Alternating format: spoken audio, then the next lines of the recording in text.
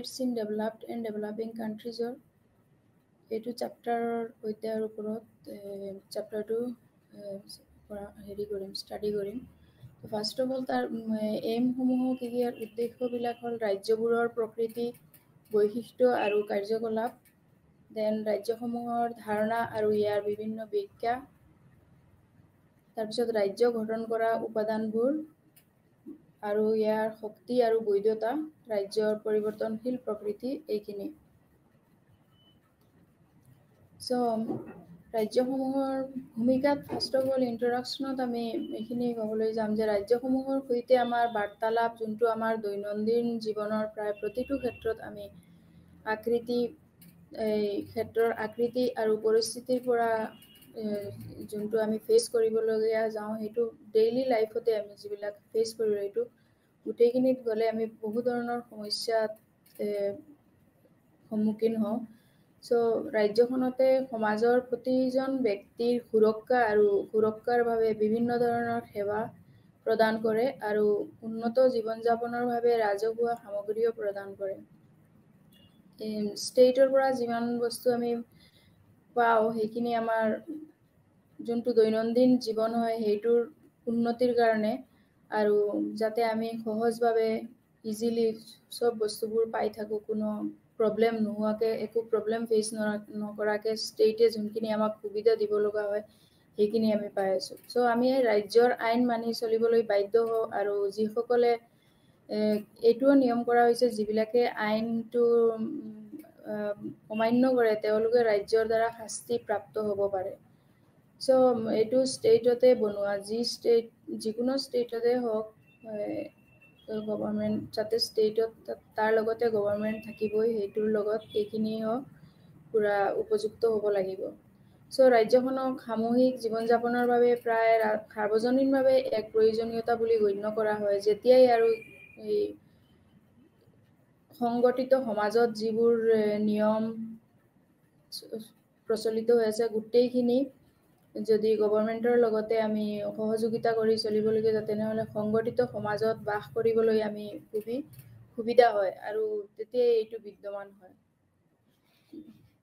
বহুত পলিটিচিয়ান আছিলে যিসকলে এইটো বস্তু তেতিয়াই তেওঁলোকে যেনে এৰিষ্টটল তেওঁ কৈছিলে যে এজন মানুহ যদি কোনো গভৰ্ণমেণ্ট নোহোৱাকৈ এটা ঈশ্বৰ নোহোৱাকৈ গভৰ্ণমেণ্ট নোহোৱাকৈ কোনো মানুহ জীয়াই থাকিব নোৱাৰে আৰু সেইটো যদি মানুহজন জীয়াই থাকিব নোৱাৰে তেনেহ'লে তেওঁ মানে এটা পশুৰ নিচিনাই হৈ জীয়াই থাকিব লাগিব কোনো এটা বস্তু নোপোৱাকৈ এবনৰ্মেল হৈ পেলাই আমি সমাজত চলিব লাগিব আজি যদি আমি ইয়াতে কিবা গভৰ্ণমেণ্ট নাথাকিলে হয় একো নাথাকিলে হয় তেতিয়া আমি যেনেকা বস্তুবোৰ ইজিলি জীয়াই থকাত আমাৰ প্ৰব্লেমবোৰ ফেচ কৰিবলগীয়া হ'লে হয় এইবোৰ গোটেইখিনি আমি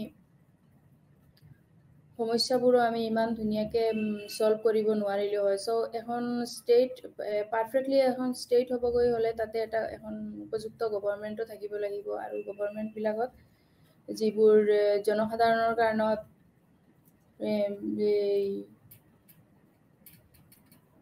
বিভিন্ন ধৰণৰ যিবিলাক গভৰ্ণমেণ্টে সেৱা প্ৰদান কৰিছে আমালোকক আৰু উন্নত জীৱন যাপনৰ বাবে ৰাজহুৱাভাৱে প্ৰদান কৰিছে এইখিনি আমাৰ অত্যন্ত প্ৰয়োজনীয় হ'ব লাগিব তো ফাৰ্ষ্ট অফ অল আমি ক'ব পাৰোঁ যে এখন state what is a state ৰাজ্য বুলি মানে ক'বলৈ গ'লে আমি কি বুলি পাওঁ চ' ৰাজ্য ষ্টেটত থাকিব গ'লে যেনে আমি নাগৰিক ফাৰ্ষ্ট অফ অল যেনেকৈ নাগৰিক থাকিব লাগিব নাগৰিকৰ কাৰণে এখন গভৰ্ণমেণ্টও থাকিব লাগিব চ' নাগৰিক এণ্ড গভৰ্ণমেণ্টৰ মাজত দুটাৰ মাজতে এটা কমপ্লিট সম্পৰ্ক থাকিব সংযোগ স্থাপন আছে যোনটোৰ কাৰণে আমি সমাজত শান্তিত বসবাস কৰিব পাৰোঁ কিছুমান উদাৰবাদীসকল আছে সেইসকলৰ কাৰণে ৰাজ্যখনত এক সংগঠিত সামাজিক প্ৰতিষ্ঠান বা পুৰুষ সম্প্ৰদায় হিচাপে গণ্য কৰিছিলে প্ৰাচীন যুগত যি সমাজৰ আন সকলো সংগঠনৰ ওপৰত থিয় হৈ আছে কিন্তু মাৰ্ক্সবাদীসকলে ৰাজ্যখনক এটা শ্ৰেণীৰ ওপৰত আন এটা শ্ৰেণী শোষণ আৰু আধিপত্যৰ সঁজুলি হিচাপে গণ্য কৰিছিলে যেনে মাৰ্ক্সৰ মতে আছিলে যে সমাজত দুটা শ্ৰেণী হৈ আছে এটা হ'ল মালিক আৰু এটা হ'ল শ্ৰমিক যি মালিকবিলাকে শ্ৰমিকসকলক শোষণ কৰিব পাৰে আৰু সেইটো কাৰণে শ্ৰমিকসকলে সমাজৰ নিম্ন স্তৰত বসবাস কৰি আছে। তো মাৰ্কছৰ মতে সমাজত ধনী আৰু দুখীয়া এই দুটা শ্ৰেণীয়ে কাম নকৰে অনলি, তাৰ মাজতে কিছুমান মিডিল ক্লাছো আছে যিবোৰে কিছুমান বস্তু চাফাৰ কৰি আছে। তেওঁৰ মতে এনেকুৱা আছিলে, ধনী শ্ৰেণীয়ে বিনা পৰিশ্ৰমে উৎপাদনবিলাকৰ ফল ভোগ কৰি আছে। সেইটো এটা তেওঁৰ মানে মেইন, সেইটো লৈয়ে তেওঁ বহুত সমাজত যুঁজি আছিলে তেতিয়া। চ' একেদৰে আৰু কিছুমান বেলেগ যিবিলাক নীতি নিয়মবোৰ আছে, যেনে নৈৰাজ্যবাদী, ডেম'ক্ৰেট, গান্ধীবাদী, সকলোৰে ৰাজ্যৰ ভিন্ন ভিন্ন সিহঁতৰ মতেও বেলেগ বেলেগ দৃষ্টিভংগী আছে। চবৰ গান্ধীজীৰ মতে বেলেগ আছিলে। চ' এইটো বিষয়ত গ'লে আমি ষ্টেটক এটা ধুনীয়াকৈ বেলেগকৈ ডেফিনেশ্যন দিব, অকলে যে নাগৰিক আৰু গভৰ্ণমেণ্ট হ'লে যে ষ্টেট হৈ যাব সেইটো নহয়, তাৰ মাজতো বহুত কেইটা ডেফিনেশ্যন দিয়া হৈছে অলৰেডি, যিবিলাক কিছুমান একচেপ্ট কৰা হৈছে, কিছুমান ৰিজেক্টো কৰা হৈছে। চ' এটা ৰাজ্যক আমি বহুত কেইটা ডেফিনেশ্যন তাক সংজ্ঞা দিব পাৰোঁ। চ' কিছুমান পলিটিচিয়ান যিবিলাকে সিহঁতে বেলেগ বেলেগ ডেফিনেশ্যন দিছিলে, যেনে 1864 পৰা 1920লৈকে মেক্স ৱেবাৰ বোলে এজন পলিটিচিয়ান আছিলে। তেওঁৰ মতে আছিলে, যি ৰাজ্যক এক কেন্দ্ৰীভূত চৰকাৰৰ সৈতে এক বাধ্যতামূলক ৰাজনৈতিক সংগঠন হিচাপে সংজ্ঞায়িত কৰিছিলে, যি এক নিৰ্দিষ্ট অঞ্চলৰ ভিতৰত বল প্ৰয়োগৰ একচেটিয়া অধিকাৰ বজাই ৰাখে, তেওঁৰ মতে এইটোৱেই ৰাজ্য আছিলে। চ' অকলে যে তাতে ৰাজনৈতিক সংগঠন হিচাপে সংগঠনটোৱে সমাজৰ কাৰণে এটা নিৰ্দিষ্ট অঞ্চলৰ ভিতৰত যে বল প্ৰয়োগ কৰিব পাৰে, সেইটোৱে মানে তেওঁৰ মতে আছিলে, যে ৰাজনৈতিক দল যি চেন্ট্ৰেল চৰকাৰৰ সৈতে ৰিলেটেড হয়, সেইটোৱে যে বল নিজৰ ইচ্ছাকৃতভাৱে এটা একচেটিয়া অধিকাৰ দিছিলে, সেইটোৱে তেওঁক ৰাজ্য বুলি কৈছিলে। কিন্তু আৰু বেলেগ পলিটিচিয়ান যেনে ৱেবাৰ আছিলে এজন পলিটিচিয়ান, তেওঁৰ মতে আছিলে, ৰাজ্যৰ কৰ্তৃত্ব প্ৰয়োগ কৰাৰ ক্ষমতা আৰু হিংসাৰ ব্যৱহাৰ, যাক সাধাৰণতে ৰাজ্যৰ সাৰ্বভৌমত্ব বুলি কোৱা হয়। তেওঁ এইটো বহুত ইম্পৰ্টেণ্ট ডেফিনেশ্যন দিছিলে এইটো। তেওঁৰ মতে আছিলে, ৰাজ্যৰ যোনটো কৰ্তৃত্ব হয়, এইটো অকলে যে ক্ষমতাত যিবিলাকৰ হাতত কৰ্তৃত্বটো আছে, তেওঁলোকে যে অকলে ক্ষমতাটোই যে এপ্লাই কৰিব পাৰে সেইটো নহয়। তেওঁ কিছুমান বস্তু হিংসাৰ জৰিয়তেও ব্যৱহাৰ কৰে, যাক ৰাজ্যক মানে আমি সাৰ্বভৌমত্ব বুলি ক'ব পাৰোঁ। তো ৱেবাৰৰ সংজ্ঞাটো তেওঁ ইয়াতে আটাইতকৈ গুৰুত্বপূৰ্ণ আছিলে। চ' JW বুলি গাৰ্নাৰ, তেওঁ এজন আছিলে, তেওঁ আকৌ কৈছিলে যে ৰাজ্যক কম বেছি পৰিমাণে অজস্ৰ লোকৰ এক সম্প্ৰদায় পৰিৱৰ্তনশীলভাৱে অঞ্চলৰ এক নিৰ্দিষ্ট অংশ দখল কৰা স্বতন্ত্ৰ আৰু অধিকাৰী আৰু সংগঠিত চৰকাৰ হিচাপে সংজ্ঞায়িত কৰিছিলে, যাৰ বাবে অধিবাসীসকলক এক মহান সংস্থাই অভ্যাসগত আজ্ঞাকাৰিতা প্ৰদান কৰিছিলে। তেওঁৰ মতে আছিলে যে যিবিলাক এটা অঞ্চলত আমি যোনটো এটা চৰকাৰৰ ফালৰ পৰা এটা শক্তি পাওঁ সংগঠিত চৰকাৰ হিচাপে, সেইটোৱে যে অধিকাৰী যিবিলাক আমি নাগৰিক হওঁ, নাগৰিকৰ ওপৰত যোনটো শক্তি হয়, সেই শক্তিটো যে তেওঁ মানে এটা অভ্যাসগত আজ্ঞাকাৰী ৰূপে প্ৰদান কৰিছিলে, যে আমি যোনটো দিছোঁ, আমি আজ্ঞাকাৰী হিচাপে আমি এটা দিছোঁ, সেইটো বস্তুৱেই সিহঁতে অভ্যাস কৰিব লাগিব। সেইটো এটা তেওঁ গুৰুত্বপূৰ্ণ সংজ্ঞা দিছিলে ৰাষ্ট্ৰৰ ওপৰত। চ' তেনেকুৱা বহুত পলিটিচিয়ান যিবোৰে ৰাষ্ট্ৰক বিভিন্ন ধৰণৰ সংজ্ঞা ডেফিনেশ্যন দিছিলে তেতিয়া। কিন্তু যি হ'লেও ৰাজ্যখনত আমি এটা ষ্টেটৰ ডেফিনেশ্যন দিবলৈ গ'লে, আমি যে অকলে ৰাজ্যখনত যে অকলে নাগৰিক আৰু গভৰ্ণমেণ্টে হ'ব তাতে নহয়, তাতে ৰাষ্ট্ৰৰ লগত ৰাজ্যৰ এটা সম্পৰ্ক থাকিব লাগিব। তাৰপিছত ৰাজ্যখনো যদি বেলেগ হয়, নাগৰিক বেলেগ, চৰকাৰ বেলেগ, তথাপিও তাৰ মাজত তিনিটা বস্তুৰ মাজতে এটা বহুত সম্পৰ্কটো অলপ ভালকৈ হ'ব লাগিব, তেতিয়াহে গোটেই বস্তুটো ধুনীয়াকৈ ৰানিঙত চলিব পাৰে। চ' ষ্টেটক আমি ৰিলেটেড টাৰ্মছত বুলি ক'ব পাৰোঁ। ৰাজ্যৰ ধাৰণাটো প্ৰায় বিভ্ৰান্ত আৰু ঢিলাকে ৰাষ্ট্ৰ, দেশ, চৰকাৰ, ৰাষ্ট্ৰ-ৰাজ্য আদি হিচাপে ব্যৱহাৰ কৰা হয়। সেইবোৰ তত্ত্ব আৰু অনুশীলন দুটাই পৃথক হয়। আৰু ৰাজ্যখন এখন দেশ, যদিহে দেশখন স্বাধীন নহয় বা চৰকাৰ নাথাকে, ই এখন ৰাজ্য হ'ব নোৱাৰে। যদি এখন ৰাজ্য বুলি হয়, তাতে যদি কোনো গভৰ্ণমেণ্টে নাথাকে, তেনেহ'লে আৰু দেশখন স্বাধীন বা কোনো স্বাধীনতা নাথাকে, তেনেহ'লে তাতে চৰকাৰো নাথাকিব, তেতিয়াহ'লে তাতে এখন ৰাজ্য হ'ব নোৱাৰিব। চ' এজ এ ষ্টেটত যে ডেফিনেশ্যন অকলে নাগৰিক হ'লে যে আৰু এটা জিঅ'গ্ৰাফিকেলি এটা এৰিয়া এটা এৰিয়া পাৰ্টিকুলাৰ থাকিলে যে তাতে আমি তাত ষ্টেট বুলি ক'ব পাৰোঁ, এইটো নহয়। এখন ৰাজ্যখন এখন দেশ তেতিয়াহে হ'ব যেতিয়া তাতে স্বাধীন হ'ব বা চৰকাৰো থাকিব, তেতিয়াহে। আৰু এইবোৰ নোহোৱাকৈ এখন ষ্টেট মানে এখন ৰাজ্য হ'ব নোৱাৰিব। চ' ৰাষ্ট্ৰৰ ধাৰণাত থেকে পৃথক, যি এক সাংস্কৃতিক ৰাজনৈতিক অৰ্থ বহন কৰে, যি কিছুমান অংশীদাৰী পৰিচয়ৰ ধাৰা একেলগে আবদ্ধ লোকৰ এটা সম্প্ৰদায়ক বজায়, যি ভাষা, ধৰ্ম, জাতি, সংস্কৃতি আৰু আন যিকোনো প্ৰকাৰৰ ওপৰত আধাৰিত হ'ব পাৰে। তাতে যদি এখন ৰাষ্ট্ৰত যদি যিবিলাক ভিউজবিলাক যদিও ডিফাৰেণ্ট হৈ থাকে, তথাপিও তাতে সাংস্কৃতিক হওক, কালচাৰেলি হওক বা পলিটিকেলি হওক, যি তাৰ উদ্দেশ্য হ'ব, গোটেইখিনি যদি আমি এটা ৰাষ্ট্ৰৰ আণ্ডাৰত নাথাকোঁ, তেনেহ'লে চবৰ সম্প্ৰদায়বিলাকৰ যি বা লেংগুৱেজে হওক, ৰিলিজিয়ন হওক, জাতি হওক, কালচাৰ হওক, যিবোৰেই হওক, গোটেইখিনি বস্তু কিন্তু এটা চৰকাৰৰ আণ্ডাৰত হ'লে তেতিয়াহে বস্তুবোৰ মিলিজুলি থাকিব পাৰে। আৰু যদি চবেই নিজৰ নিজৰ মতখিনি বেলেগ বেলেগকৈ প্ৰকাশ কৰিবলগীয়া হয়, ইউজ কৰিবলগীয়া হয়, তেতিয়াহ'লে এটা ৰাষ্ট্ৰৰ লগত যোনটো ৰাজ্যৰ সম্পৰ্ক হ'ব, সেইটো ইমান ফলপ্ৰসূ নহ'ব। চ' আজি পৃথিৱীত এনে কোনো ৰাজ্য নাই যাক ইয়াৰ কঠোৰ অৰ্থত ৰাষ্ট্ৰ বুলি ক'ব পাৰোঁ। এনেকুৱা এটাও ৰাজ্য নাই যে যাতে পৃথিৱীখনত অনলি এনেকুৱা এটা ষ্টেট নাই য'ত যে অনলি ৰাষ্ট্ৰৰ লগতে ষ্টেটৰ ৰিলেটেড, যোনটো বেলেগ একো নাগৰিকৰ লগত হওক বা কালচাৰ, ৰিলিজিয়ন এইবিলাকৰ লগত একো নাই। অনলি যে ষ্টেটখনে এটা ষ্টেট হয়, state is only a state, এইটো হ'বই নোৱাৰে। চ' আমি এইখিনি বস্তুত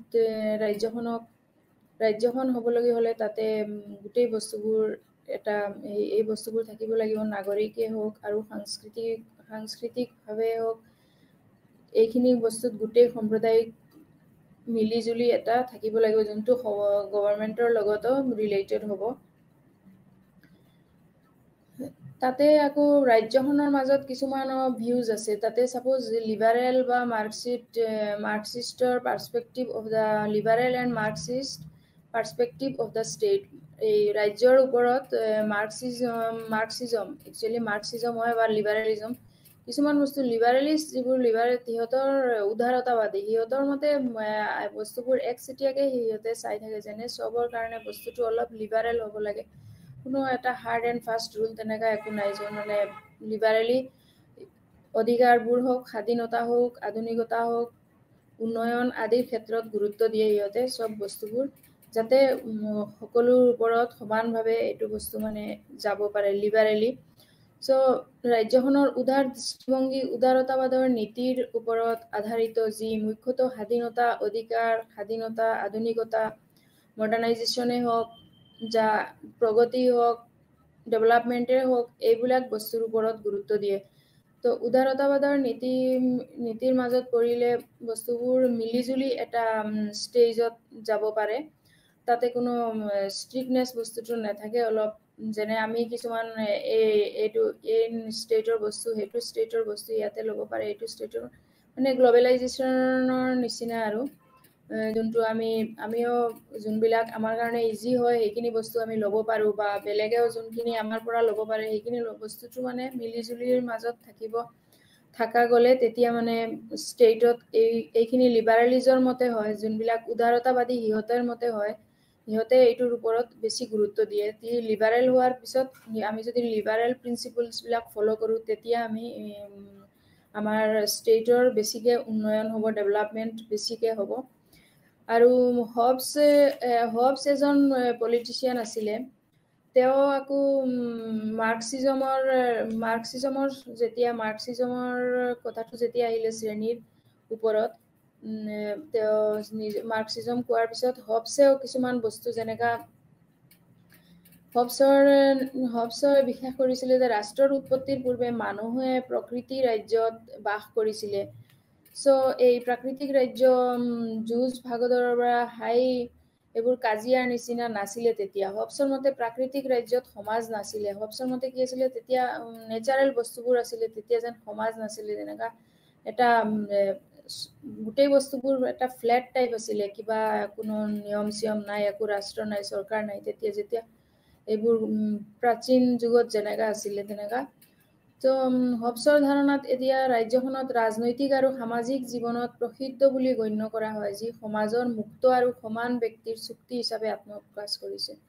তেওঁ মানে যে তেওঁৰ যোনটো আমাৰ সামাজিক জীৱনৰ যোনটো যিবিলাক আমি সামাজিক আৰু ৰাজনৈতিক যিবোৰ আমি বস্তু ব্যৱহাৰ বা সমাজত যোনটো বস্তু পাই আছো, সেইটো তেওঁ সমান আৰু মুক্ত এইটো এনেকা হিচাপে প্ৰকাশ কৰিছে। সেয়েহে উদাৰতাবাদৰ বাবে ৰাজ্যখন কেৱল ভাল জীৱনৰ বাবেই নহয়, মানুহৰ অস্তিত্বৰ বাবেও অপৰিহাৰ্য কৰিছিলে, কিয়নো ইয়াৰ অনুপস্থিত বিশৃংখলা আৰু অৰাজকতা থাকিব, য'ত সকলোৰে বিৰুদ্ধে সকলোৱে যুদ্ধৰ চৰ্ত বিৰাজ কৰিব। তেনেকা ৰাজ্যখনত আকৌ সকলোৱে মত প্ৰদান কৰিব, তেতিয়া অট'মেটিকেলি সকলোৰে মাজত এটা মনোমালিন্য হ'ব পাৰে, যদি ষ্টেটৰ একো নিয়ম নাথাকে, ৰুলছ নাথাকে। এইবোৰ বস্তুত গৈ আকৌ তেতিয়া ডেভেলপমেণ্ট ভালকে নহ'ব, যেতিয়া আমি এইবোৰ বিশৃংখলতা সৃষ্টি হ'ব। যেতিয়া এইবোৰ শৃংখলতা নাথাকিব, তেতিয়া অৰাজকতা আৰম্ভ হ'ব, যেতিয়া ষ্টেটৰ একো ৰুলছে নাথাকিব। এইবোৰৰ বস্তুবোৰ দিছিলে, কিয়নো সমাজত যোনটো মালিক শ্ৰেণী হয়, সিহঁতে ৰক্ষক হিচাপে কাম কৰা নাছিলে। তেওঁলোকে কিছুমান মাৰ্কছৰ মতে আৰু ভক্ষক হিচাপত গুচি লৈছে। তেওঁলোকে আন শ্ৰেণীৰ ওপৰত যে যোনটো মানে প্ৰভাৱ বিস্তাৰ কৰিছিলে, তেনে শ্ৰমিকক মানে বেছিকে ইউজ কৰিছিলে। মাৰ্কছৰ মতে সমাজত দুই শ্ৰেণীৰ মাজত অৰ্থনৈতিক ব্যৱধান, যদি দুটাৰ মাজতে আমি এইটো বস্তুটো দুটা শ্ৰেণী মানে যোনটো শ্ৰমিক শ্ৰেণী আৰু সম্পত্তিৰ এই ব্যক্তিৰ মালিক যোনটো, এই দুটা শ্ৰেণীৰ মাজত যদি আমি তেনেকাই ডিফাৰেঞ্চ কৰি থাকিব লগা হয়, তেনেহ'লে প্ৰভাৱশালী শ্ৰেণীৰ বাবেহে থিয় দিব পাৰে অনলি, দুখীয়া শ্ৰেণীৰ বাবে নোৱাৰে। কিয়নো ছাপ'জ কিবা বস্তু এটা যদি আমি উৎপাদন কৰিব প্ৰডাকশ্যনতে যাওঁ, আমি উন্নতৰ কাৰণে যোনটো বজাৰত আজি মালিকে কৰাৰ পিছত যোনটো হৈ আছে, ছাপ'জ এইটো হোৱাত এটা বস্তুত ছাপ'জ আমি 20 ৰুপিজ এটা বস্তু বনাওঁতে যদি 20 ৰুপিজ গৈ আছে, তাক আমি বজাৰত যদি আমি মালিকে গৈ কিনি এইটো বেলেগক শ্ৰমিককে ইউজ কৰি এইটো বস্তু 25 ৰুপিজ পাই আছে। এই যে বস্তুটো 5 ৰুপিজ ডিফাৰেঞ্চ, এই 5 ৰুপিজটো একচুৱেলি মালিকে পাই আছে, যোনটো লেবাৰ হয় এই শ্ৰমিক শ্ৰেণীয়ে এই বস্তুটো পোৱা নাই। মাৰ্কছৰ মতে এই যে এইটো ফ্ৰী, সিহঁতে মানে শ্ৰমিক শ্ৰেণীটো এনেকা অৱস্থাত থাকিলে শ্ৰমিক শ্ৰেণীৰ শ্ৰমিক শ্ৰেণীৰতো একো উন্নত নহ'ব। সময়ৰ সোঁতত মানে এই দুটা শ্ৰেণীৰ মাজতে পৰস্পৰ বিৰোধীৰ নিচিনা হৈ যায়। কিন্তু মাৰ্কছৰ মতে পৰস্পৰ বিৰোধী হ'লেও এই দুটা শ্ৰেণী এনেকুৱাভাৱে ৰিলেটেড কি এইটো এটা শ্ৰেণীয়ে আৰু এটা শ্ৰেণীক এৰি থাকিব নোৱাৰিব। যদি মালিক শ্ৰেণী শ্ৰমিকক এৰি দিয়ে, তেনেহ'লে শ্ৰমিকো চলিব নোৱাৰিব, আৰু শ্ৰমিকেও যদি মালিকক এৰি দিয়ে, তেনেহ'লে মালিকো চলিব নোৱাৰিব। এই দুই শ্ৰেণী পৰস্পৰ বিৰোধী হ'লেও এটা শ্ৰেণীক বাদ দি আনটো থাকিব নোৱাৰে। যেনেকা বনোৱা অবিহনে পুঁজিবাদীসকলৰ কল কাৰখানা অচল হ'ব, আকৌ উদ্যোগ অবিহনে বনোৱাসকল নিবনুৱা হ'ব। কিন্তু এই দুই শ্ৰেণীৰ মাজত সংঘৰ্ষ সদায় আছে। মাৰ্কছৰ মতে এই সংঘৰ্ষত বনোৱাসকলহে জয়ী হ'ব লাগে। এখন শ্ৰেণীবিহীন সমাজ সৃষ্ট হ'ব। সময়ৰ চোতত শ্ৰেণী সমাজ হিচাপে ৰাষ্ট্ৰৰ অস্তিত্ব নাইকিয়া হ'ব, এখন শ্ৰেণীবিহীন সমাজ গঠন হ'ব। এইবোৰ মাৰ্কছৰ মতে আছিলে। তো মাৰ্ক্সবাদৰ যুক্তি আছিলে যে ৰাজ্যখনে সামগ্ৰিকভাৱে সম্প্ৰদায়টোক প্ৰতিনিধিত্ব কৰিব নোৱাৰে বা থিয় দিব নোৱাৰে, ই কেৱল প্ৰভাৱশালী শ্ৰেণীৰ বাবেহে থিয় দিব পাৰে। চ' মাৰ্ক্সৰ কনচেপ্টটো বহুতে ছাপোৰ্টো কৰিছিলে, আকৌ বহুতে এইটোৰ এগেইনষ্টতো গৈছিলে। তাৰপিছত এইখিনি আছিলে আগৰ মানে প্ৰায় অলপ নট মডাৰ্ণ ভিউজ অফ উদাৰ লিবাৰেলিজম আৰু মাৰ্ক্সিজম, এই দুটাই অলপ আগৰ আছিলে মাৰ্ক্স। চ' কিছুমান মডাৰ্ণ কনচেপশ্যনো আছে ষ্টেট লৈ পেলাই, যিবিলাক মডাৰ্ণ পলিটিচিয়ান হয় সিহঁতে দিছিলে। 16 শতিকাত যেনেকা মেকিয়াভেলি ৰাজ্যখনক মানুহৰ ওপৰত কৰ্তৃত্ব শক্তি থকা শক্তি বুলি সংজ্ঞায়িত কৰিছিলে। মেকিয়াভেলি তেওঁৰ মতে আছিলে ৰাজ্যখনত যোনটো আমাৰ যোনটো এটা ষ্টেটৰ যোনটো এটা মানে ষ্টেট বুলি কওঁ আমি, এইটো এটা শক্তি হয় যোনটো মানে মানুহৰ ওপৰত কৰ্তৃত্ব প্ৰয়োগ কৰে, যোনটো শক্তিৰ জৰিয়তে মানুহজন এইফালে বা সেইফালে একো কৰিব নোৱাৰিব, যোনটো এটা মানে আমি ষ্টেটক ফ'ল' কৰিব লাগিব। State means what? State is related with the government and there are some rules and তাতে কিছুমান নিয়ম আৰু নীতি প্ৰিন্সিপলছ এইবোৰ আছে, যিবোৰ আমি মানুহে এইবোৰ ফ'ল' কৰিব লাগিব। চ' তেওঁ কৈছিলে যে মানুহৰ ওপৰত কৰ্তৃত্ব থকা শক্তি হয় এইটো, যোনটো এটা ষ্টেটৰ শক্তি বুলি হয় এইটো। আকৌ জিন বৰ্ডিন বুলি এজন আছিলে পলিটিচিয়ান, তেওঁ 1532 পৰা 1596 তেওঁ কৈছিলে ৰাজ্যখনক সাৰ্বভৌম ক্ষমতা থকা আইনী চৰকাৰ বুলি কৈছিলে। যিহেতু এই আইনবিলাক যোনবিলাক হয় ষ্টেটছৰ গোটেইবোৰ এটা related with laws and the government. এইবোৰ আমাৰ দেশৰ সাৰ্বভৌমৰ কাৰণে যাতে সকলোৱে সমান সুবিধা পায়, কোনেও যাতে অন্যায় অবিচাৰ নহয় বা সকলো যাতে সুবিধাখিনি ভালভাৱে উপভোগ কৰিব পাৰে, সেইটো কাৰণে সমাজত যোনটো সাৰ্বভৌম যোনটো ক্ষমতা হয় এইটো এটা তেওঁ জিন বৰ্ডিনে কৈছিলে যে এইটো এটা আইনী চৰকাৰ বুলি কৈছিলে, যে তাতে এইটো এটা আইনী চৰকাৰ হয় যোনটো আমি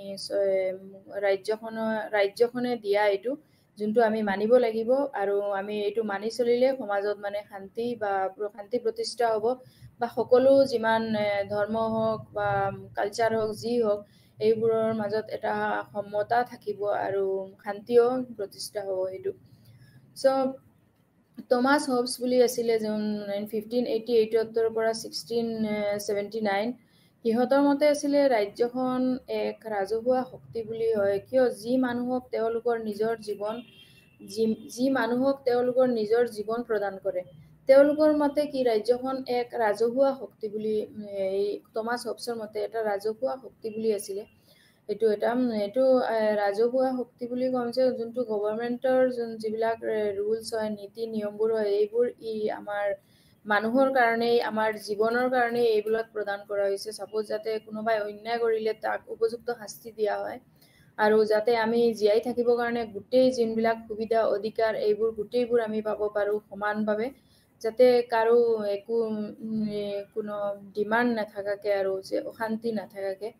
চ' টমাছ হবছেও এইটো আধুনিক প্ৰাচীন কালত যোনটো মুক্ত খোলা আছিলে এই বস্তুটো, যাতে তেতিয়া কি আছিলে, তেতিয়া অলপ নিয়ম নীতি এইবোৰো নাছিলে। চ' এইবোৰ বস্তুৰ পৰা যাতে এতিয়া এটা মানে ৰাজহুৱা ষ্টেট হোৱাৰ পিছৰ পৰা তাতে এটা ৰাজহুৱা শক্তি বুলি ক'ব পাৰোঁ আমি, যোনটো গভৰ্ণমেণ্ট তেতিয়া প্ৰাচীন কালততো ৰাজা প্ৰজা এইবোৰে আছিলে, আৰু সিহঁতৰ এটা ৰাজাৰ যিবিলাক আদেশ আছিলে এইবোৰ আমি প্ৰজাবোৰে মানি থকা হৈছিলে। চ' এতিয়া যেনেকা আমি ষ্টেটৰ যোনবিলাক নিয়মছ ৰুলছ ৰেগুলেশ্যন যোনবিলাক আমি নাগৰিক হৈ পেলাই যিবিলাক মানি আছোঁ, চ' এইটো এটা ৰাজকীয় শক্তি বুলি তেওঁৰ মতে এইটো হয়, কিয় যোনটো এতিয়া ৰাজাৰ জেগাত ষ্টেট গভৰ্ণমেণ্ট হৈ আছে। চ' গভৰ্ণমেণ্টৰ যোনবিলাক আমি নীতি নিয়মবোৰ ফ'ল' কৰি আছোঁ এইবোৰে তেওঁক ৰাজহুৱা শক্তি বুলি প্ৰদান কৰিছিলে। চ' বেণ্টাম বুলি এজন আছিল 1748 পৰা 1832, তেওঁ ৰাজ্যখনক সৰ্বাধিক সুখপ্ৰাপ্ত কৰাৰ উপায় বুলি কৈছিলে। ৰাজ্যখনক এইটো যিবিলাক বস্তু আমাক ৰাজ্যই যোনটো বস্তু আমাক নীতি নিয়ম বা আজিৰ যোনটো চলি আছে যোনটো টাইম, এইটো পিৰিয়ডছৰ পৰা আমি আৰু যদি 30 বছৰমান আগত যাওঁ তেনেহ'লে আমি চাব পাৰোঁ 30 বছৰ আগৰ পৰা আমি আজি কিমান বস্তুবোৰৰ সুবিধা পাই আছোঁ, যিবিলাকৰ জৰিয়তে আমি আৰু বহুত গোটেই নাগৰিকবিলাকে নিজকে সুখী বুলি ভাবিব পাৰে। যদি উন্নতভাৱে বস্তুবিলাক ভাবা যায় তেনেহ'লে আমি গোটেই বস্তুবোৰ বহুত সুখী বুলি বেণ্টমে এইটো বস্তু কৈছিলে যে ৰাজ্যখনক যোনবোৰ নিয়ম নীতিবোৰ আপুনি ফ'ল' কৰি আছে এইবোৰ আমাৰ কাৰণে এটা সুখপ্ৰাপ্ত কৰাৰ উপায় বুলি, এটা চবতকৈ ভাল মানে সুখ দিয়াৰ উপায় আৰু এইটো। চ' তেওঁ ৰাজ্যখনৰ এইবোৰ মানে ষ্টেট হোৱাৰ পিছত যোনবিলাক গভৰ্ণমেণ্ট হওক, ল' হওক, জুডিচিয়াৰী যিবোৰ হয়, লেজিছলেচাৰ, এইবোৰ গোটেই বস্তুবোৰক তেওঁ ৰাজ্যখনত থকাত গভৰ্ণমেণ্ট কৈছিলে আৰু সুখপ্ৰাপ্তৰ উপায় বুলি কৈছিলে। চ' থিয়ৰাইজিং দ্য ডেভেলপমেণ্টেল ষ্টেট, এইটো কণ্টেণ্টত আমি চাম যোনটো ডেভেলপমেণ্টেল কিছুমান নীতি আছে এইবোৰক যেনেকা। চ' ৰাজ্যৰ অধ্যয়নৰ পৰম্পৰাগত দৃষ্টিভংগীবোৰ মুখ্যতঃ ইয়াৰ উৎপত্তি, গঠন বা প্ৰশাসনিক কাৰ্যৰ ওপৰত গুৰুত্ব দিয়া বিশেষত্বগত, ঐতিহাসিক আৰু প্ৰতিষ্ঠানগত দিশবোৰৰ পৰা আহিছে। ৰাজ্যখনত যিমান মানে আমি চাবলগীয়া হৈছে এইবিলাক হিষ্ট্ৰিকেলি আমি যদি প্ৰাচীন কালৰ পৰা চাই থাকোঁ তেনেহ'লে সেইবোৰৰ পৰাও কিছুমান বহুত বস্তু আমি চেঞ্জ কৰিবলগীয়া হৈছে। যেনেকা আগতে ৰজা আৰু প্ৰজাৰ যোনটো সম্পৰ্ক আছিলে, এতিয়া যেনেকা আমি not like same king and যোনটো আমি জেনেৰেল পাব্লিক আছিলে সেইটো নহয় ডাইৰেক্টলি, বাট কিছুমান বস্তু এইবিলাক হিষ্ট্ৰীৰ পৰাও আমি ৰাজ্যত এপ্লাই কৰা হৈছে। যোনটো তেতিয়া ৰজা আছিলে, ৰজাৰ পৰা আজি এইটো ষ্টেট হৈ গ'ল। চ' এইবোৰ বস্তু যেনেকা হিষ্ট্ৰীৰ পৰা আৰু প্ৰতিষ্ঠানগত যিবিলাক ইনষ্টিটিউচনেলাইজ কিছুমান ইনষ্টিটিউচনৰ পৰা আমি ফ'ল' কৰিব লগা হৈছে, যোনটো পাৰ্টিকুলাৰলি আমাৰ যোনটো প্ৰশাসনিক কাৰ্য হয় এইবোৰৰ উৎপত্তি হওক, ষ্ট্ৰাকচাৰ হওক, এইবোৰ বস্তু আমি হিষ্ট্ৰিকেলিও কিছুমান আহিছে। তাৰপিছত কিছুমান পাৰ্টিকুলাৰ বিশেষত্ব কিবা কিং হওক, ছাপ'জ এজন ভাল পাৰ্চনেলিটি থকা এজন কিং হয় বা ষ্ট্ৰিক্ট ৰুলাৰ আছিলে, তেওঁৰ পৰাও কিছুমান আহিছে। তাৰপিছত কিছুমান প্ৰতিষ্ঠানগত যিবিলাক ইনষ্টিটিউচনেল আছিলে এইবিলাকৰ পৰাও আমি এনেকুৱা ৰাজ্যৰ যোনবিলাক এইবিলাক ফ'ল' কৰা হৈছে। তো যুদ্ধোত্তৰ দুটা ঐতিহাসিক পৰিস্থিতি, যেনেকুৱা প্ৰাচীন কালত যুদ্ধ হৈছিলে, সেইটোৰ পিছত হিষ্টৰিকেলি গ'লে কিছুমান পৰিস্থিতি ফ'ল' কৰিছিলোঁ আমি, যিবিলাক যেনেকা ছাপ'জ যুদ্ধোত্তৰৰ দুটা ঐতিহাসিক পৰিস্থিতি আছিলে। এটা আছিলে যুদ্ধোত্তৰ ইউৰোপ আৰু জাপানৰ পুনৰুদ্ধাৰ আৰু পুনৰ নিৰ্মাণ, যিটো পশ্চিমীয়া পুঁজিবাদৰ বিজয়ৰ যোনটো কেপিটেলিজম বুলি আমি যোনটো জানো, কেপিটেলিষ্ট যিবিলাক বিজয়ৰ উল্লাসৰ দ্বাৰা চালিত হৈছিলে। আৰু আনটো আছিলে উপনিৱেশতাৰ আৰম্ভণি আৰু নতুনকৈ স্বাধীন দেশবোৰৰ পৰা এক নতুন দৃষ্টিভংগীৰ প্ৰয়োজনীয়তা। যোনটো পুঁজিবাদী আছিলে, যিবিলাক কেপিটেলিজম যিবিলাক আছিলে, এইবোৰৰ পৰাও কিছুমান যি বস্তু আমালোকক যেনে ৱেষ্টাৰ্ণৰ পৰা কেপিটেলিজম যিবোৰ বস্তু ফ'ল' কৰিছিলে, এইবোৰৰ পৰাও কিছুমান কেপিটেল লৈ পেলাই যে আমি কিবা এটা ষ্টাৰ্ট কৰিব লগা পাৰোঁ, এইবোৰৰ পৰাও। তাৰপিছত কিছুমান উপনিৱেশতাহীনৰো আৰম্ভণি হৈছিলে এইবোৰৰ পৰাও।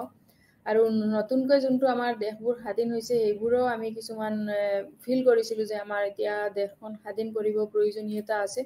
চ' এইবোৰ কিছুমান বস্তু যেতিয়া প্ৰাচীন কালত যুদ্ধ হৈছিলে, যুদ্ধৰ পিছৰ পৰা এইবোৰ বস্তুত যেতিয়া কিছুমান যুদ্ধ কৰাৰ পিছত কিছুমান কাণ্ট্ৰিৰ পৰা মানুহ আমাৰ ইয়াতে আহি পেলাই ছেটেল হ'ব বিচাৰিছিলে। তাৰপিছত সিহঁতে কিছুমান ৰুলছ এণ্ড ৰেগুলেশ্যন এইবোৰ সিহঁতে আমাৰ ওপৰত প্ৰেছাৰাইজ কৰিছিলে, এইবিলাক কিছুমানৰ বস্তু। তাৰপিছত সিহঁতে যোনবিলাক বিজনেছ মাইণ্ডেড কিছুমান আছিলে, সিহঁতে যেনেকা এইবোৰৰ বিজনেছ মাইণ্ডেড ছাপ'জ ইয়াতে ছেটেল হৈ পিনে সিহঁতে কেপিটেল ইউটিলাইজ কৰি সিহঁতে লাভখিনি লৈ সিহঁতে আকৌ গুচি গ'ল।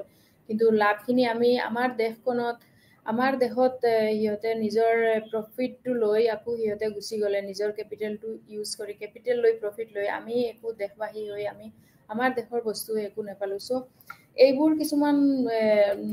এইবোৰৰ পৰাও কিছুমান ডেভেলপমেণ্ট আমি আমাৰ উন্নত যোনটো ৰাষ্ট্ৰখনত কেনেকৈ উন্নত কৰিব পাৰোঁ সেইটোৰো থিয়ৰিবিলাক এইবিলাকৰ বস্তুৰ পৰাও কিছুমান আহিছে। উদাৰ চিন্তাবিদসকলৰ মাজতো প্ৰভাৱশালী বিশ্বাস আছিলে যে অপশ্চিমীয়া বিশ্বৰ আটাইতকৈ বেছি সমাজ পৰম্পৰাগত বৈশিষ্ট্যৰ দ্বাৰা ভুগি আছিলে, যি উন্নয়ন প্ৰক্ৰিয়াৰ বাধা দিছিলে। যে লিবাৰেলিষ্ট আছিলে সিহঁতেও এইবোৰ অলপ বিশ্বাস কৰিছিলে যে যোনবোৰ বাহিৰা যোনবিলাক দেশৰ পৰা বিশ্বৰ যোনটো আটাইতকৈ বাহিৰৰ পৰা যোনবিলাক আহা এইবিলাক বস্তু এইবিলাক আমাৰ উন্নয়নৰ কাৰণে কিছুমান বস্তুত বাধা প্ৰদান কৰি আছিলে। চ' 1960 আৰু 1970 দশকতো বহুতো সমাজ বিজ্ঞানীয়ে দুটা মৌলিকভাৱে পৃথক ৰাজ্য চিনাক্ত কৰিছিলে। তেওঁলোকৰ বিকাশৰ স্তৰৰ আধাৰত উন্নত দেশবোৰত ৰাজ্যখন উন্নয়নশীল দেশবোৰৰ ৰাজ্যৰ পৰা পৃথক কৰিছিলে। যোনটো ডেভেলপড এণ্ড ডেভেলপড কাণ্ট্ৰিজক ডেভেলপিং কাণ্ট্ৰিজৰ পৰা যোনটো ডিফাৰেণ্ট কৰিব লাগিছিলে সেইটো বস্তু তেওঁলোকে কৰিছিলে। বিকাশ শব্দটো আচলতে বিকাশ বুলি কওঁতে আমি যে অকলে বিকাশৰ শব্দটোৰ উন্নতি প্ৰগতি সুস্থতা আৰু উন্নত জীৱনৰ সেইটোৱেই যে বুজায় সেইটো নহয়। এখন সমাজে বিকাশ সম্পৰ্কীয় নিজৰ ধাৰণাৰ দ্বাৰা সমাজৰ বাবে ইয়াৰ সামগ্ৰিক দৃষ্টি স্পষ্ট কৰে আৰু তাক লাভ কৰাৰ শ্ৰেষ্ঠ উপায় নিশ্চিত কৰে। অৱশ্য আমি যদি সৰুকে বিকাশ শব্দটো ইউজ কৰোঁ তেনেহ'লে বিকাশ শব্দটো প্ৰায় আৰ্থিক উন্নয়নৰ হাৰ বৃদ্ধি বা সমাজৰ আধুনিকৰণৰ দৰে সংকীৰ্ণ অৰ্থত ব্যৱহাৰ কৰা হয়। চ' বিকাশ প্ৰায় পূৰ্বনিৰ্ধাৰিত লক্ষ্য পূৰণ বা বাদ উদ্যোগ হস্পিটেল এইবোৰ শব্দতে প্ৰকল্পবোৰ সৃষ্টি কৰা আদিৰ সমান অৰ্থভাৱে ব্যৱহৃত হয়, মানে ডেভেলপড বস্তুটো। চ' ডেভেলপিং কাণ্ট্ৰিজটো যোনটো হয় ডেভেলপিং কাণ্ট্ৰিজৰ যোনটো যিবিলাক ডেভেলপড কাণ্ট্ৰিজৰ মেক্সিমাম কি হ'ব লেছ ডেভেলপড ইণ্ডাষ্ট্ৰিয়েল বেজ, যোনটো ডেভেলপিং কাণ্ট্ৰিজ যেনে সিহঁতৰ লেছ ডেভেলপিং ইণ্ডাষ্ট্ৰিয়েল বেজ যেনেকুৱা উদ্যোগবিলাক কম হ'ব, সিহঁতে বেছি উদ্যোগ প্ৰতিষ্ঠান স্থাপন কৰিব। লোৱাৰ হিউমেন ডেভেলপমেণ্ট ইণ্ডেক্স যোনটো আমি HDI বুলি কওঁ, হিউমেন ডেভেলপমেণ্ট ইণ্ডেক্স, যোনটোৰ জৰিয়তে আমি আমাৰ হিউমেন ডেভেলপটো জুখি থাকোঁ। চ' এইটোৰ ওপৰতেও তাৰপিছত ছাপ'জ কিছুমান ডেভেলপিং কাণ্ট্ৰিজ যেনে আমাৰ আৰ্জেণ্টিনা, ইণ্ডিয়া, এইবোৰ ব্ৰাজিল, চাইনা এইবোৰ ডেভেলপিং কাণ্ট্ৰিজ হয় টিল নাও। এইবোৰ দেশৰ এতিয়াও HDI যোনটো হিউমেন ডেভেলপমেণ্ট ইণ্ডেক্স যোনটো বস্তু হয় সেইটো বস্তু এতিয়াও মানে লেছ হৈ আছে এতিয়াও, not high like developed countries. কিন্তু ডেভেলপড কাণ্ট্ৰিজ যোনবোৰ হয় উন্নত যোনবোৰ দেশ হয় এইবোৰত কি হয় সিহঁতৰ ইকনমিটো মেচিয়ৰ্ড হয়, সিহঁতৰ যোনটো অৰ্থনৈতিক ব্যৱস্থা হয় আৰ্থিক সিহঁতে বহুত ৰিচ হয়। And technology also' advanced infrastructure, সিহঁতৰ যোনটো টেকন'লজিবোৰ আছে এইবোৰ এডভান্স ইনফ্ৰাষ্ট্ৰাকচাৰ হয়। চ' এইবোৰ বস্তু যেনেকুৱা জাৰ্মান, ছুইডেন, ছুইজাৰলেণ্ড, অষ্ট্ৰেলিয়া এইবোৰ একচুৱেলি HDI বস্তুটো হিউমেন ডেভেলপমেণ্ট ইণ্ডেক্স এইটো যোনটো কাণ্ট্ৰিত এইটো বেছি হ'ব সেইটোকে আমি ডেভেলপড কাণ্ট্ৰিজ বুলি ক'ব পাৰোঁ।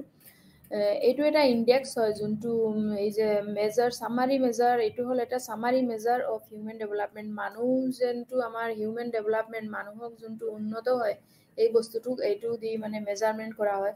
চ' উন্নত দেশবোৰ আৰু উন্নয়নশীল দেশবোৰৰ এইটোৰ ওপৰতেও ৰাজ্যটোক পৃথক কৰা হৈছে। কনচেপচুৱেলাইজিং দ্য আইডিয়া অফ ডেভেলপমেণ্ট যোনটো হয় এতিয়া তাতে মেইনলি কেইটামানো ব্যাখ্যা দিয়া হৈছে। কনচেপচুৱেলাইজিং দ্য আইডিয়া অফ ডেভেলপমেণ্ট যোনটো উন্নত কৰাৰ যোনটো আইডিয়া হয়, তো তাৰ মাজত গোটেইকেইটা ব্যাখ্যাৰ মাজত মেইনলি দুটা বহুত ইম্পৰ্টেণ্ট হয়। ফাৰ্ষ্ট অফ অল প্ৰথমটো হ'ল উন্নয়নৰ ধাৰণাটো অত্যাধিকভাৱে হ'ব আৰু প্ৰায় একচেটিয়া অৰ্থনৈতিক শব্দত বুজি পোৱা যায়, আৰু কিন্তু ৰাজনৈতিক আৰু শাসন ক্ষেত্ৰত কম। উন্নয়ন বস্তুটো মানে মেইনলি যোনটো একচেটিয়াভাৱে অৰ্থনৈতিক শব্দত বুজি পোৱা যায়, যোনটো ইকনমিকেলি যোনটো ৰিচ হ'ব, ইকনমিকেলি ডিপেণ্ডেণ্ট, নট পুৱাৰ, আৰু ৰাজনৈতিকভাৱেও ভাল হ'ব লাগিব, যোনটো শাসন ক্ষেত্ৰত কম, ৰাজনৈতিক আৰু শাসনত কম, উন্নতিত বেছি হ'ব। এইটো হ'ল এটা ফাৰ্ষ্টৰ উন্নয়ন শব্দটো এইটোৰ ওপৰতে মেইনলি বুজি পোৱা যায় এইটো ফেক্টৰৰ ওপৰত। দ্বিতীয়টো হ'ল কেৱল অৰ্থনৈতিক বিকাশ বা অৰ্থনৈতিক বিকাশতকৈ বহুত য'ত প্ৰগতিশীল ৰাজনৈতিক বা সামাজিক মূল্যবোৰৰ উপস্থিতি অন্তৰ্ভুক্ত থাকে, যোনটো অৰ্থনৈতিক বিকাশটোতে যে বহল হ'ব সেইটোৱেই নহয়, য'ত প্ৰগতিশীল যোনটো মানে ডেভেলপমেণ্ট ৰাজনৈতিক আৰু সামাজিক ছ'চিয়েলি আৰু পলিটিকেলিও যোনটো ডেভেলপমেণ্টৰ ফালে যাব সেইটোও থাকিব লাগিব, not only in economically developed but also' in industrially infrastructurally develop হ'ব লাগিব, পলিটিকেলি ডেভেলপ নহ'লে ছ'চিয়েলি ডেভেলপ, এই গোটেইখিনিৰ লগতো থাকিব লাগিব ইকনমিকেলিৰ লগত। চ' যদিও উন্নয়নৰ পূৰ্বৰ ধাৰণাটো সংকীৰ্ণ যেন লাগিছে, আগত যোনটো আমি উন্নয়ন বুলি কৈছিলোঁ এইটো যদিও মানে সৰু বুলি, পিছৰটোৱে ৰাজ্যখনক সামগ্ৰিক বিকাশৰ ওপৰত গুৰুত্ব আৰোপ কৰিছিলে, যাতে ই ন্যায়, স্বাধীনতা, সমতা, মত প্ৰকাশৰ স্বাধীনতা, সামাজিক গতিশীলতা বা মানুহে উৎপাদনশীল, সৃষ্টিশীল আৰু পৰিপূৰ্ণ জীৱন যাপন কৰাৰ বাবে আন যিকোনো কাৰক কাৰিয়াই আনিব পাৰে।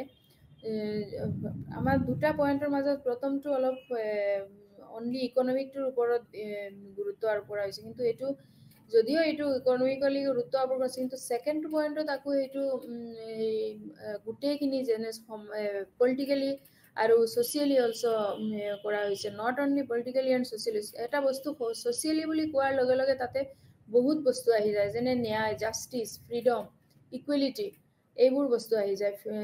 ছ'চিয়েলি যোনটো স্পীড, মানুহৰ উৎপাদনশীল ক্ষমতা, যোনটো সৃষ্টিশীল, এইবোৰ মানুহৰ যোনটো ডেভেলপমেণ্ট হয়, এটা পৰিপূৰ্ণ জীৱন যাপন কৰিবলৈ যোনখিনি আমি জীয়াই থাকিব গ'লে বহুত বস্তুৰ প্ৰয়োজন হয়, যেতিয়া আমি জীয়াই থাকোঁ তেতিয়া বহুত বস্তু যোনখিনি আমাৰ প্ৰয়োজনীয় লগা বস্তুখিনি গোটেইখিনি থাকিব লাগিব।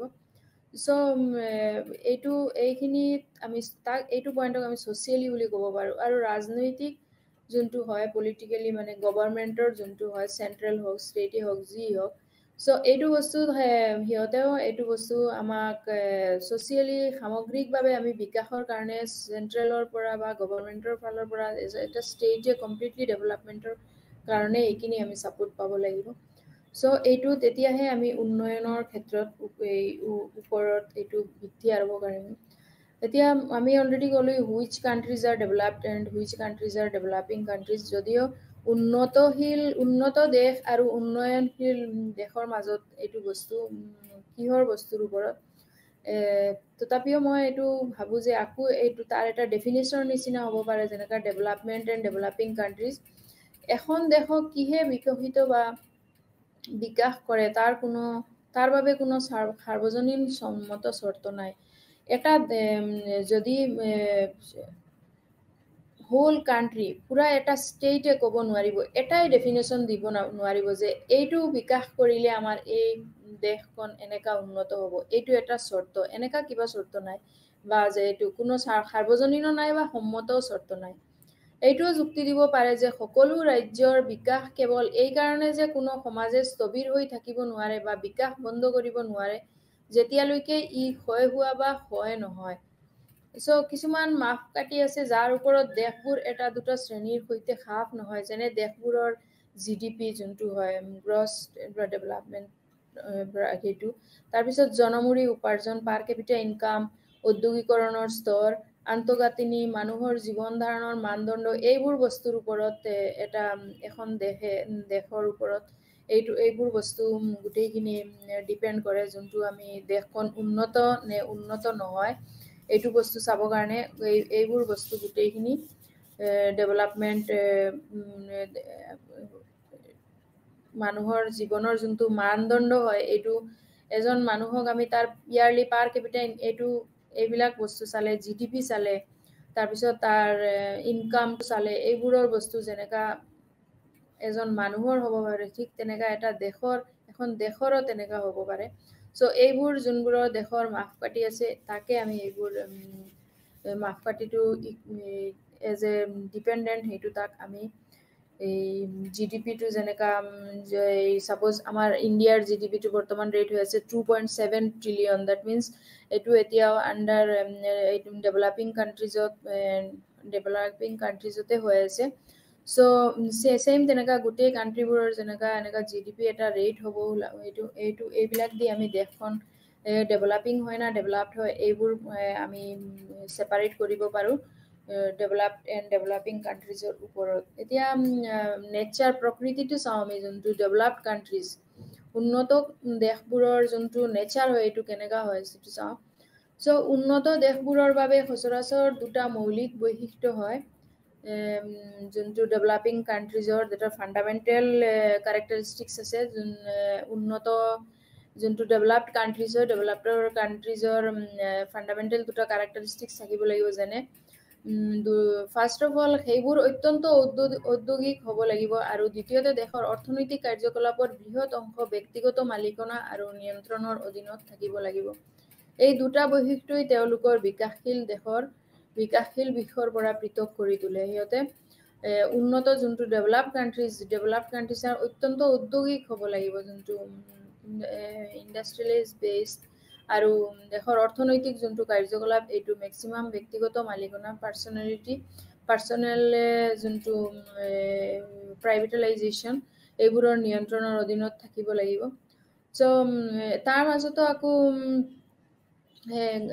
এজন পলিটিচিয়ান যোন গ্ৰামাচী আছিলে তেওঁৰ মতে আছিলে ৰাজ্যখনত দুটা উপাদান আছে যোনটো হ'ল আৰক্ষী সেনা আৰু ন্যায়পালিকাৰ দৰে বলপূৰ্বক সঁজুলি যেনে বলপূৰ্বকভাৱে শাসন শ্ৰেণী আৰু নাগৰিক সমাজৰ প্ৰতিষ্ঠান যেনে এই দুটা শ্ৰেণীৰ মাজতো আকৌ কিছুমান প্ৰতিষ্ঠা যেনে দুটা বস্তুক সামঞ্জস্যতাতে ৰাখিবৰ কাৰণে কিছুমান প্ৰতিষ্ঠান যেনেকা আছে যেনেকা ন্যায়পালিকা হওক ল হওক আৰ্মি হওক পুলিচ হওক CRPF হওক এইবোৰ বস্তু যেনেকা সকলোৰ কাৰণে এটা নাগৰিক সমাজৰ কাৰণে সমানভাৱে যেনেকা ইকুৱেলি চাই থাকে চেম বস্তুটো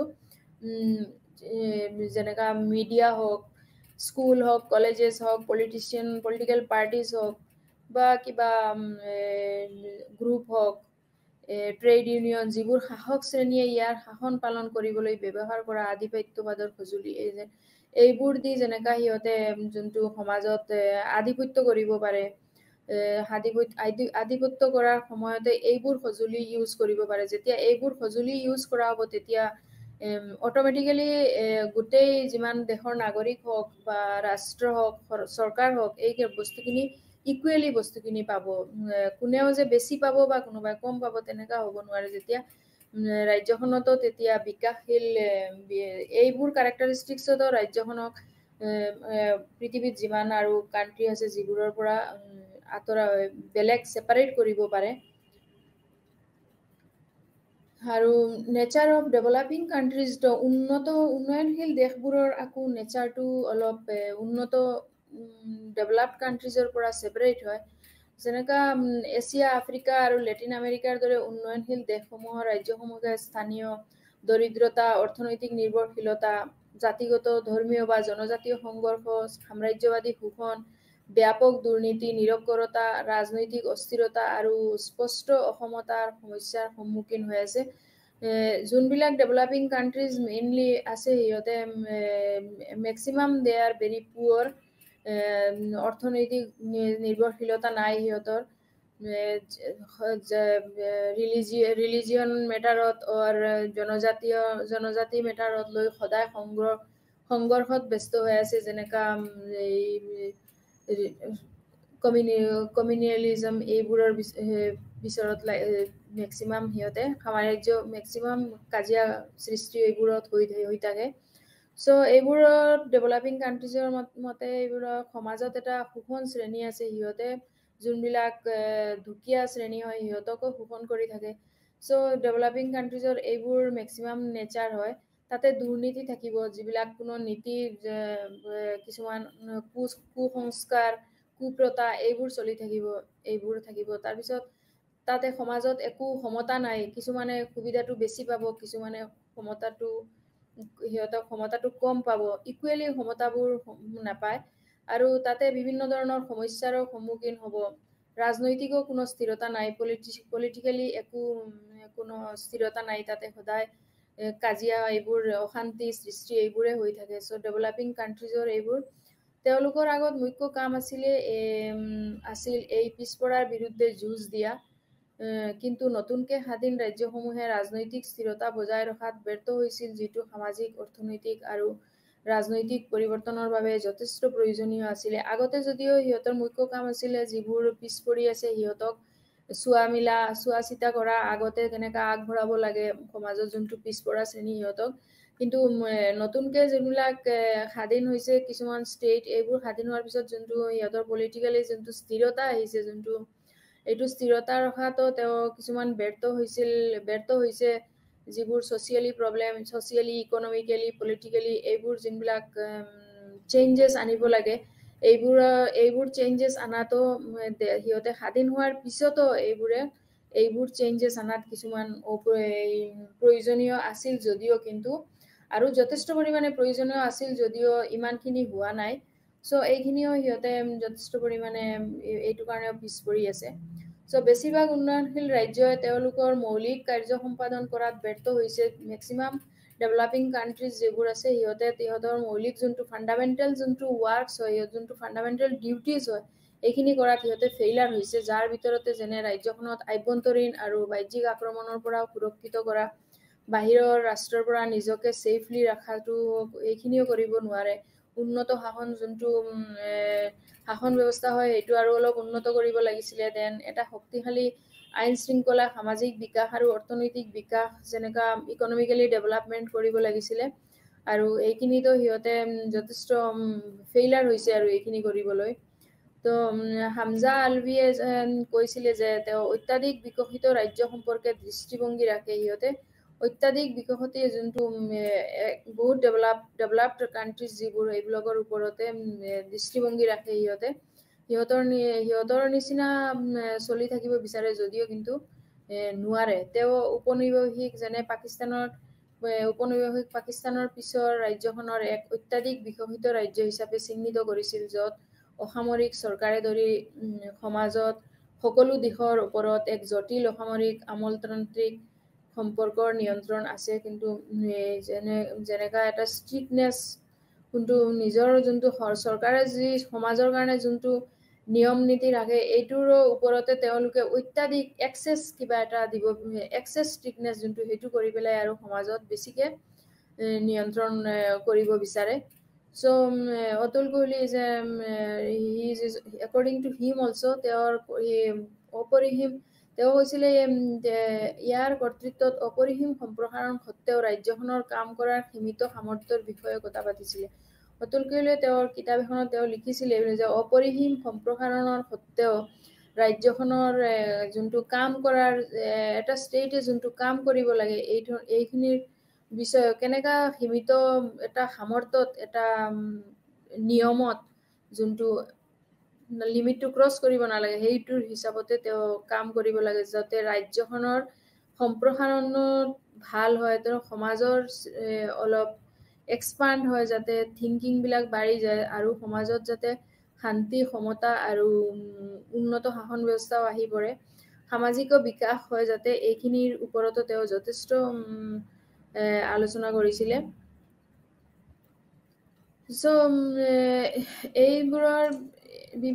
এইখিনিৰ পৰা বিভিন্ন দেশত যিবিলাক গৃহীত বিকাশৰ প্ৰকল্পসমূহ বিতৰ্ক বা সমালোচনাৰ সন্মুখীন হৈছিলে, এইবোৰ বিকশিত ৰাজ্যৰ কাৰণে যোনটো দিব লগা আছিলে। চ' এইটো বিকল্প আহি প্ৰস্তুত কৰা হৈছিলে। এনে পৰিস্থিতি বিকাশৰ ব্যাপক বুজাবুজি, এটা আণ্ডাৰষ্টেণ্ডিং আনি মান বিশিষ্ট ভূমিকা পালন কৰে। এইটো এটা এই আলোচনাখিনি কৰি আমি তাৰ মানখিনি অলপ বিশিষ্ট মান উন্নত, অলপ যোনটো এই মূল্যায়ন যোনটো হয়, অভিজ্ঞতাৰ মূল্যায়নটো আমি আণ্ডাৰষ্টেণ্ডিং যোনটো হয়, মান বিশিষ্ট ভূমিকা তাতে পালন কৰিব পাৰে যোনটো বিকাশশীল দেশ হয়। চ' ডেভেলপড কাণ্ট্ৰিজবোৰৰো কিছুমান বস্তু, ডেভেলপ কাণ্ট্ৰিজবোৰৰ কিছুমান যদিও ফ'ল' কৰি আছে, কিন্তু বস্তুবোৰ ব্যৰ্থ হৈছে কিছুমান বস্তুত, যিবিলাক আণ্ডাৰষ্টেণ্ডিঙতো কিছুমান প্ৰব্লেম হৈছে। চ' তাৰ পিছতো যোনটো 70লৈকে যেনেকা আছিলে, তাৰ পিছতো কিছু সমাজত যেনেকা দুটা ডেভেলপড এণ্ড ডেভেলপিং কাণ্ট্ৰিজ, দুটাৰ কাৰণে কিছুমান তাতে চেঞ্জিং নেচাৰ অফ কিছুমান চেঞ্জেছ কৰা হৈছে, যেনেকা 1980ৰ পৰা 1980ৰ দশকৰ পৰা উন্নত আৰু উন্নয়নশীল দুয়ো দেশখনতে সমগ্ৰ বিশ্বৰ ৰাজ্যবোৰে বিশ্বায়নৰ ধুমুহাৰ সন্মুখীন হৈছে, যাৰ ফলত তেওঁলোকৰ ৰাজনীতি, অৰ্থনীতি আৰু সমাজত বৃহৎ পৰিৱৰ্তন ঘটিছে। বিশ্বব্যাপী ঘৰুৱা ব্যৱহাৰৰ বাবে পৰিৱৰ্তন ঘটিছে। সেইটো তেতিয়া কিহৰ কাৰণে ঘটিছে? এই বস্তুটো মেইনলি গ্ল'বেলাইজ LPG যোনটো লিবাৰেলাইজেশ্যন এণ্ড গ্ল'বেলাইজেশ্যন যোনটোক আমি LPG বুলি কওঁ, সেইটোৰ ওপৰতে মেইনলি এইখিনি বহুত উন্নতি বেছিকৈ হৈছে। চ' এই গ্ল'বেলাইজেশ্যনৰ ধুমুহাৰ কাৰণে এইখিনি যথেষ্ট ৰাজনীতি হওক, অৰ্থনীতি হওক আৰু সমাজত বৃহৎ এটা পৰিৱৰ্তন ঘটিছে। হোল ৱৰ্ল্ডত পুৰা বিশ্বব্যাপী যিবিলাক ঘৰুৱা ব্যৱহাৰৰ বাবে উৎপাদনৰ সলনি বাণিজ্য নতুন গোলকীয় অৰ্থনৈতিক চালিকা শক্তি হৈ পৰিছে। বিশ্বায়ন হিচাপে যেনেকা এইটো ICT ইনফৰমেশ্যন টেকন'লজি হয়, যোনটো কম্পিউটাৰাইজ যোনটো হয়, আজি যোনটো মডাৰ্ণ টেকন'লজি হৈ আছে, এই বস্তুটোৰ জৰিয়তে গ্ল'বেলাইজ হৈ পেলাই বস্তুবিলাক যথেষ্ট উন্নতি হৈছে। এইখিনিত যোনটো নেচাৰ ষ্টেটৰ যোনটো আগতে যোনটো 1980ৰ আগতে যোনটো নেচাৰ আছিলে ডেভেলপড কাণ্ট্ৰিজ বা ডেভেলপিং কাণ্ট্ৰিজৰ, চ' এই বস্তুটো 1980ৰ পিছত যেতিয়া বিশ্বব্যাপী যোনটো এটা অৰ্থনীতিটো ৰাজনীতি, অৰ্থনীতি এইবোৰ বস্তু যথেষ্ট পৰিমাণে এক্সচেঞ্জ হৈছে, এইটো চেঞ্জিং আহিছে। চ' বিশ্বব্যাপী এই বিশ্বায়নৰ দ্বাৰা অন্যান্য উল্লেখযোগ্য পৰিৱৰ্তনবোৰ আছিল বিত্ত আৰু মুক্ত বজাৰৰ মুক্ত বাণিজ্য আৰু মুক্ত প্ৰৱাহ, যাক সাধাৰণতে নিঅ'লিবাৰেলিজম বুলি কয়, যোনটো মুক্ত মানে অপেন ষ্টেট পলিচি, যোনটো এটা ষ্টেটৰ লগত আৰু এটা মানে অপেন ছাপ'জ এজ এ নাইবাৰহুড তেনেকা আৰু। চ' এই বস্তুবোৰ মুক্ত যোনটো বিজনেছ, অপেন যোনটো বিজনেছ, তাতে বহুত ধৰণৰ সংস্থানো তাতে আহি সোমাইছে, যেনেকা মাল্টিনেশ্যনেল কোম্পানীজ, তাৰপিছত ইণ্টাৰনেশ্যনেল মনিটাৰী ফাণ্ড, তাৰপিছত the economic and social council, এইবোৰ ECO, SCO, এইবোৰ বস্তু যেনেকা সিহঁতেও মানে বহুত বস্তু, বহুত অৰ্গেনাইজেশ্যন যিবোৰ আহি এইটো বস্তুত সম্পূৰ্ণৰূপে ছাপোৰ্ট কৰিছে। আৰু এইটো বস্তুৰ